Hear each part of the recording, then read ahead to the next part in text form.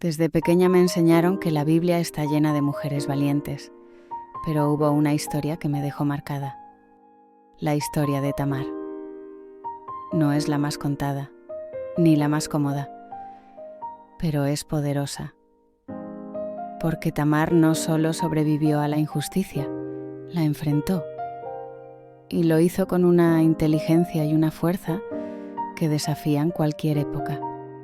Imagina estar atrapada en un sistema que decide tu destino sin siquiera preguntarte tu nombre. Imagínate ser parte de una familia influyente, solo para ser descartada, olvidada, traicionada. Eso fue lo que vivió Tamar. Pero lo que hizo después, eso nadie lo vio venir. Era una época dura. La posición de una mujer dependía casi totalmente de los hombres de su vida. Su padre, su esposo, sus hijos. Y si ellos faltaban, ella quedaba en el limbo social, como si su valor desapareciera con ellos. Tamar, sin embargo, no aceptó eso, y esa decisión lo cambió todo. Su historia comienza como muchas otras en la Biblia. Una mujer joven que se casa para asegurar un futuro. Pero lo que parecía ser un camino hacia la estabilidad se convirtió en un sendero de tragedia. Primero, la muerte, luego, el abandono, después, la traición. Pero en cada una de esas etapas, Tamar respondió con una mezcla única de silencio y estrategia. Esta no es solo una historia antigua, es un espejo, un reflejo de todas aquellas veces en las que sentimos que el sistema no está de nuestro lado, que hemos sido ignorados o manipulados. Y es también una prueba de que, incluso en las estructuras más opresivas, puede haber lugar para la resistencia, para el coraje y para la redención. Porque Tamar no solo cambió su destino, cambió la historia entera. Todo comenzó cuando me entregaron en matrimonio al hijo mayor de Judá, un hombre poderoso, respetado, alguien cuyo nombre llevaba peso en su comunidad. Judá descendía de una línea fuerte, de esas que caminan con la frente en alto porque saben que pertenecen a una promesa. Cuando entré a su familia, lo hice con la esperanza de construir algo sólido. Mi esposo se llamaba Desde el primer momento supe que algo en él no estaba bien. Había en su mirada una dureza, un orgullo vacío, como si llevar el nombre de Judá fuera suficiente para justificar cualquier acción. Yo intenté cumplir mi rol como esposa, con respeto, paciencia y la esperanza de que el amor pudiera florecer. Pero vivía de espaldas a la voluntad de Dios. Su carácter era oscuro, sus acciones ocultas. Y aunque yo no sabía con detalle lo que hacía, el juicio vino sin previo aviso. Un día, simplemente, murió. Así lo dice Génesis. El primogénito de Judá, era malo ante los ojos del Señor, y el Señor le quitó la vida. Así quedé viuda, sin hijos, sin protección, en una sociedad donde la maternidad era el único camino hacia el futuro. Yo era ahora una figura incómoda. ¿Qué se hace con una viuda sin descendencia? En ese momento no lo sabía. Solo sentía un vacío profundo y un silencio que dolía más que cualquier palabra. Judá debía decidir qué hacer conmigo. Y ahí comenzaría la siguiente etapa de mi historia. Una que pondría a prueba no solo mi paciencia, sino también mi fe. En medio del luto, una esperanza surgió desde lo más antiguo de nuestras tradiciones, la ley del levirato. Era una costumbre que, en su esencia, buscaba justicia para mujeres como yo. Si un hombre moría sin dejar hijos, su hermano debía casarse con la viuda para asegurar la continuidad del linaje y proteger a la familia. Así fue como Onán, el segundo hijo de Judá, entró en mi vida. Al principio, todo parecía encajar. Era parte del deber familiar, una oportunidad para restaurar lo que se había perdido. Pero Onán no era y tampoco era lo que aparentaba ser. Donde era áspero, Onan era encantador, pero su sonrisa escondía una intención torcida. Aceptó la responsabilidad, sí, pero no el compromiso. Cada vez que se acercaba a mí, lo hacía sabiendo que no quería darme un hijo. Fingía cumplir con la ley, pero en realidad me negaba el derecho a una descendencia. Suena cruel, y lo fue, porque mientras él conservaba su libertad, yo quedaba una vez más atrapada en un limbo de apariencias. Era como vivir en una mentira pactada. Nadie más lo sabía. Nadie veía lo que ocurría en la intimidad. Pero Dios sí. Dios lo ve todo. Y así como antes, el juicio no tardó. Lo que hacía Onan desagradaba al Señor, y el Señor también le quitó la vida. ¿Puedes imaginar lo que sentí? 2 esposos, 2 funerales, la misma promesa rota repetida en bucle. La gente empezaba a murmurar. Algunos me miraban con lástima, otros con sospecha, pero nadie se detenía a pensar en lo que yo estaba viviendo por dentro. Era como si llevara una sombra encima, como si mi sola presencia trajera muerte. Y sin embargo, yo sabía que no era culpa mía. No podía serlo. Había cumplido con todo lo que se esperaba de mí. Pero en una cultura donde la voz de una mujer tenía poco valor, eso no importaba. Entonces Judá habló. Me dijo: vuelve a la casa de tu padre. Espera hasta que mi hijo menor, Sela, sea mayor. Una promesa más, una esperanza más. Y aunque una parte de mí quería creer, otra me decía que estaba siendo apartada, silenciosamente descartada. Pero todavía no era el final, ni de mi historia, ni de mi determinación. En medio del luto, una esperanza surgió desde lo más antiguo de nuestras tradiciones. La ley del levirato. Era una costumbre que, en su esencia, buscaba justicia para mujeres como yo. Si un hombre moría sin dejar hijos, su hermano debía casarse con la viuda para asegurar la continuidad del linaje y proteger a la familia. Así fue como Onán, el segundo hijo de Judá, entró en mi vida. Al principio, todo parecía encajar. Era parte del deber familiar, una oportunidad para restaurar lo que se había perdido. Pero Onán no era y tampoco era lo que aparentaba ser. Donde era áspero, Onán era encantador. Pero su sonrisa escondía una intención torcida. Aceptó la responsabilidad, sí, pero no el compromiso. Cada vez que se acercaba a mí, lo hacía sabiendo que no quería darme un hijo. Fingía cumplir con la ley, pero en realidad me negaba el derecho a una descendencia.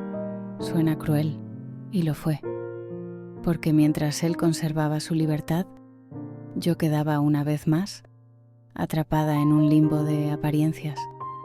Era como vivir en una mentira pactada. Nadie más lo sabía. Nadie veía lo que ocurría en la intimidad. Pero Dios sí. Dios lo ve todo. Y así como antes, el juicio no tardó. Lo que hacía Onán desagradaba al Señor, y el Señor también le quitó la vida. ¿Puedes imaginar lo que sentí? 2 esposos, 2 funerales, la misma promesa rota repetida en bucle. La gente empezaba a murmurar. Algunos me miraban con lástima, otros con sospecha, pero nadie se detenía a pensar en lo que yo estaba viviendo por dentro. Era como si llevara una sombra encima, como si mi sola presencia trajera muerte. Y sin embargo yo sabía que no era culpa mía. No podía serlo. Había cumplido con todo lo que se esperaba de mí. Pero en una cultura donde la voz de una mujer tenía poco valor, eso no importaba. Entonces, Judá habló. Me dijo: vuelve a la casa de tu padre. Espera hasta que mi hijo menor, Sela, sea mayor. Una promesa más, una esperanza más. Y aunque una parte de mí quería creer, otra me decía que estaba siendo apartada, silenciosamente descartada. Pero todavía no era el final, ni de mi historia, ni de mi determinación. Volví a la casa de mi padre con el corazón en pausa, como quien respira pero no vive. Me aferré a la promesa de Judá con todas mis fuerzas. Me repetía que solo debía esperar, que cuando Sela creciera, volvería a tener un lugar en esa familia. Pero los días se convirtieron en meses y los meses en años. Y la promesa se desvanecía. Sela creció. Lo vi con mis propios ojos, su estatura, su voz, su manera de andar.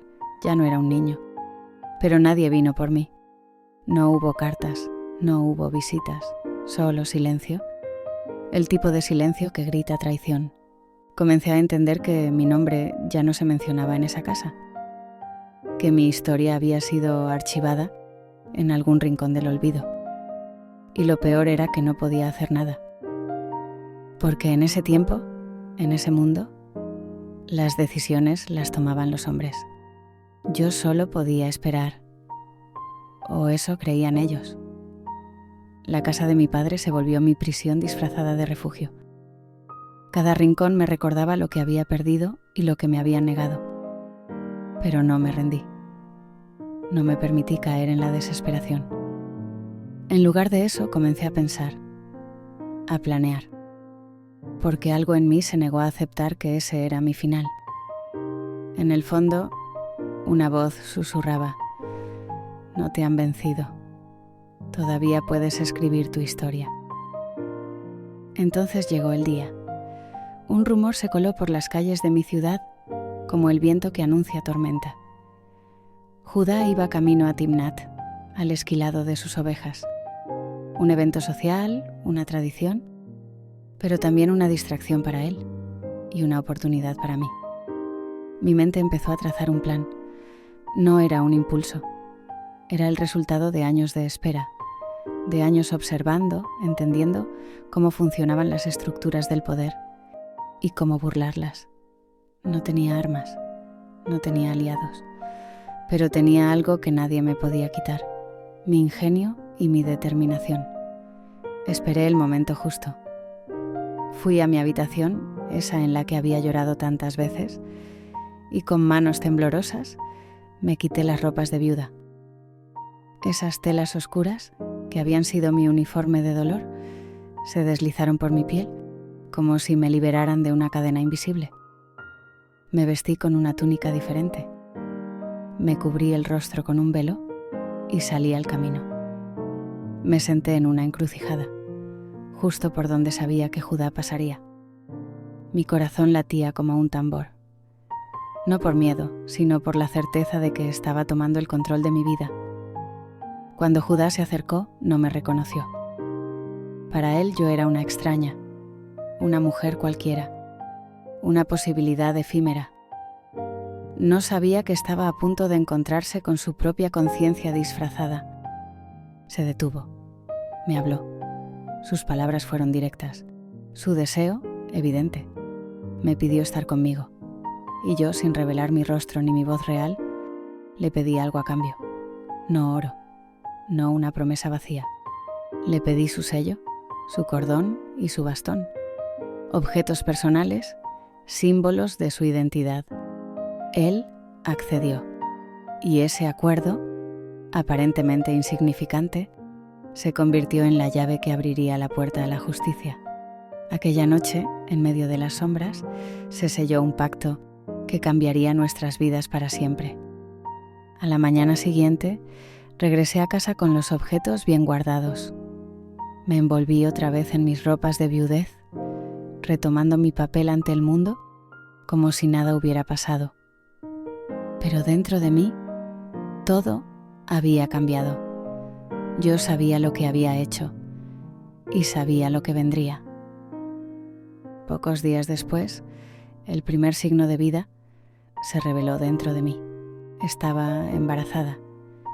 Y con esa noticia, no solo crecía una nueva generación, también crecía la tensión, porque este embarazo no se podía ocultar. Y en una sociedad como la nuestra, No tener esposo y estar encinta era una condena. Las miradas llegaron primero, luego los susurros, después la acusación directa. Judá lo supo. Le contaron que su nuera, su viuda olvidada, estaba embarazada, y su respuesta fue rápida, cruel, impulsiva. «Sáquenla, que sea quemada».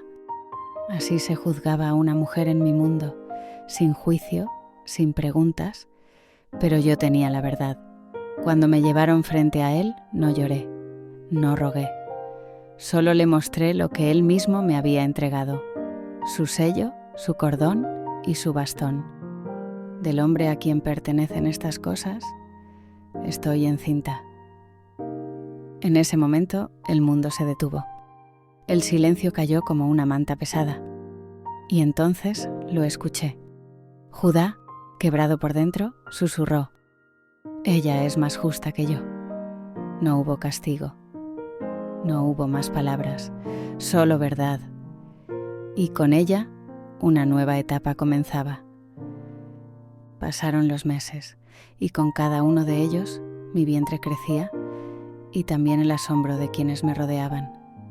Ya no era la viuda sospechosa, ya no era la mujer olvidada. Era la portadora de una nueva generación, la misma que Judá, sin saberlo, había negado durante años. Llegó el momento del parto. Me encontraba rodeada de mujeres que asistían en el nacimiento, y lo que ocurrió allí fue tan simbólico como inesperado. El primero de los gemelos sacó su mano, y la partera, rápida, ató un hilo rojo en su muñeca para marcarlo. Pero entonces retiró la mano, y su hermano salió primero. A ese lo llamaron Pérez. Ese instante me estremeció. Como si incluso desde el vientre, la historia insistiera en desafiar las expectativas humanas. Como si Dios, una vez más, nos recordara que los caminos de la vida no siempre siguen el orden que creemos justo o natural. Pérez no fue un hijo más. Él, el que rompió primero el vientre, el que desbarató el orden establecido, se convirtió en la raíz de una genealogía sagrada. A través de él vendrían generaciones importantes, reyes, profetas y, según la tradición, el mismísimo Mesías, Jesús. Ahí estaba yo, Tamar, la mujer silenciada, la viuda doblemente marginada, ahora convertida en madre de una línea real. No por privilegio, no por azar, sino por determinación, fe y justicia. Y Judá, él también cambió. Ya no me miraba con los mismos ojos. Su silencio era distinto. No era el de quien ignora, sino el de quien reconoce. Se volvió más prudente, más sabio. Y aunque nunca volvió a acercarse a mí como esposo, su respeto era claro. Porque había aprendido. Porque había visto la verdad y la había aceptado. Nuestra historia ya no era solo una crónica familiar, era una lección viva, un testimonio de que Dios no se olvida, de que lo que los hombres desechan, Él lo puede redimir y usar para transformar el futuro.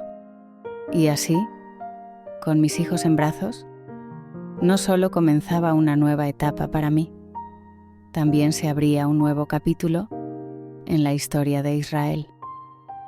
Desde pequeña me enseñaron que la Biblia está llena de mujeres valientes, pero hubo una historia que me dejó marcada, la historia de Tamar. No es la más contada ni la más cómoda, pero es poderosa, porque Tamar no solo sobrevivió a la injusticia, la enfrentó, y lo hizo con una inteligencia y una fuerza que desafían cualquier época.